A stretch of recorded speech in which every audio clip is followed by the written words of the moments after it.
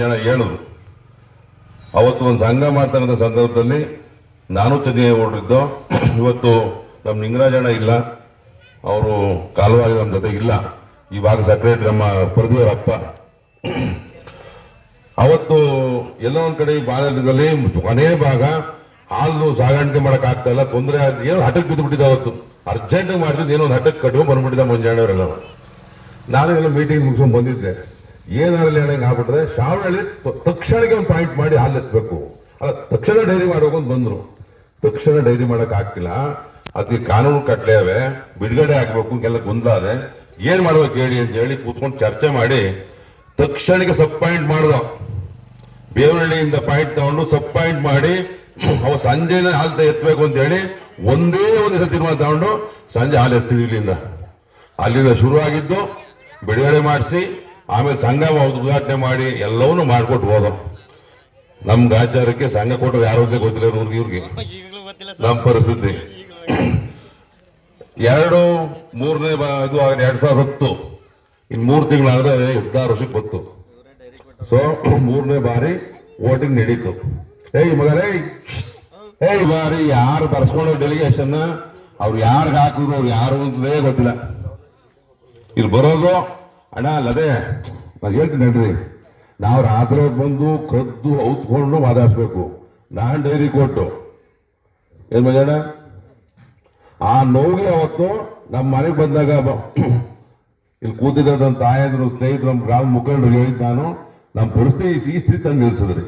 ನಾನು ಡೈರಿನೇ ಮಾಡ್ಕೊಡ್ದೆ ಇದ್ರೆ ಅವತ್ತು ನಿಮ್ 3 ಮಂದಿ ಯಾರು ಓಟ್ ಕೇಳಿದ್ರು? ನಿಮ್ಮ ಬಿಲ್ಡಿಂಗ್ ಕಟ್ತಿದ್ರ ಇದ 16 ಲಕ್ಷ ರೂಪಾಯಿ ಖರ್ಚಾಗದೆ. ಇನ್ನು ಬಿಲ್ಲೆಲ್ಲ ಬಂದು 5 ಲಕ್ಷ ದುಡ್ಡದೆ. 20-25 ಲಕ್ಷ ದುಡ್ಡು ನಿಮ್ ದುಡ್ಡು, ನಿಮ್ ಮನೆ, ನಿಮ್ ದುಡ್ದು, ನಿಮ್ ಮನೆ ಬಾಗಿಲು ಹಾಲಾಗ್ತದ್ದು. ಬೇವಳ್ಳಿ ಹೊರಬೇಕಿತ್ತು, ಕತ್ಲೆ ಕಾವಳ ಮಳೆಗಾಗಿ ಹೊರಬೇಕಿತ್ತು. ಇವೆಲ್ಲ ತಪ್ಪಿಸ್ತಾಗೆ ಒಂದು ತನ್ನ ಹಾಕ್ತಾರೆ. ಮೋಸ ಮಾಡಿದ್ ಮೋಸ ಅಲ್ವ ಅದು? ಅದಾದ್ಮೇಲೆ ಬಂದ್ರಲ್ಲ ಸಹಾಯ ಮಾಡಿದ ಅವ್ರಿಗೆ, ಕೆಲಸ ಮಾಡಿಲ್ವಾ? ಏನಾಧ್ಯಕ್ಷರೇ, ಏನೋ ಪಕ್ಷ ಮಾಡ್ಲಿವನೇ? ಅವ್ರಿಗೂ ಇಲ್ಲ, ನಮಗೂ ಇಲ್ಲ. ನಾವು ಸಂಘ ಮಾಡಿ ಸಹ ಯಾರಿಗೆ ಪಕ್ಷದಲ್ಲಿ ಇತ್ತಿಲ್ವೋ, ಆರಣ್ಯನೇ ಗೊತ್ತಿಲ್ವೋ, ಅವರೇ ಬಿದ್ದಾಂಬಿಡಿ ಓಟ್ ಕೊಡುವಂತ ಓಡಾಡ್ಬಿಟ್ರಿ. ಆದ್ರೂ ವ್ಯವಸ್ಥೆ ಓಟ್ ಕೊಟ್ರಿ. ಆದ್ರೆ ಈ ಮಕ್ಕಳು ದತ್ತು ತಗೊಂಡಂಗಾಯ್ತು. ನಮ್ಮ ಮಕ್ಕಳಾಗ್ಲಿಲ್ಲ. ದುಡ್ಡು ಕೊಡ್ತಾ ಇದ್ದೀವಲ್ಲ, ಹರಾಜ್ ಹೋಗಿಸ್ಬಿಟ್ಟು ಎಲ್ಲಾರು ಉಂಟಾದು.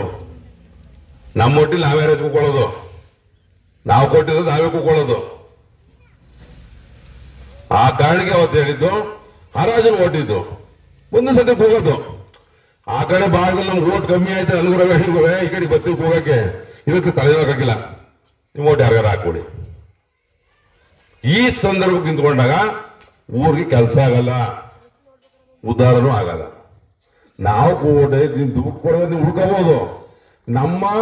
ನಾವು ಇರ್ತಾಂಡ 5 ವರ್ಷ ನೀವು ಆಶೀರ್ವಾದ ಮಾಡಿದ್ರೆ ಮುಂದೆ 5 ವರ್ಷ ಏನ್ ನಾವು ಉಳ್ಕೊಂಡಿರ್ತೀವೋ ನಮ್ಮ ಸಹಕಾರ ನಿಮಗೆ, ನಮ್ಮ ಸಹಕಾರ ನಿಮ್ ಸಹಕಾರದಲ್ಲಿ ಹೋದ್ರೆ ಈ ವ್ಯವಸ್ಥೆ ಉಳಿಯಕ್ ಸಾಧ್ಯ ಇಲ್ಲ. ಅದನ್ನೇ ನಾನು ಅವತ್ತು ಮನನೊಂದು ಹೇಳಿದೆ, ಡೈರಿ ಆಫೀಸ್ ಬಂದವರು ಹೇಳಿದೆ, ರವಿ ಅಣ್ಣ ಒಂದು ಹೇಳಿದೆ, ನಾನು 2-3 ಸಿಕ್ಕಾಗೆಲ್ಲ ಹೇಳಿದೆ. ನಮ್ಮ ಪ್ರಶ್ನೆ, ಮುಂದಿನ ರಾಜಕಾರಣ ಬಂದಾಗ ನಿಮ್ಗೆ ಯಾರಿಷ್ಟ, ಯಾರು ನಿಮ್ಗೆ ಕೆಲಸ ಮಾಡಿದಾರೋ, ಯಾರು ನಿಮ್ಗೆ ಕಷ್ಟ ಸುಖ ಸ್ಪಂದಿಸಿದಾರೋ, ಯಾವ ಪಕ್ಷಕಾರ ಓಟ್ ಹಾಕೋಗಿ ನಿಮ್ ಮನೆ ಬರೋದು.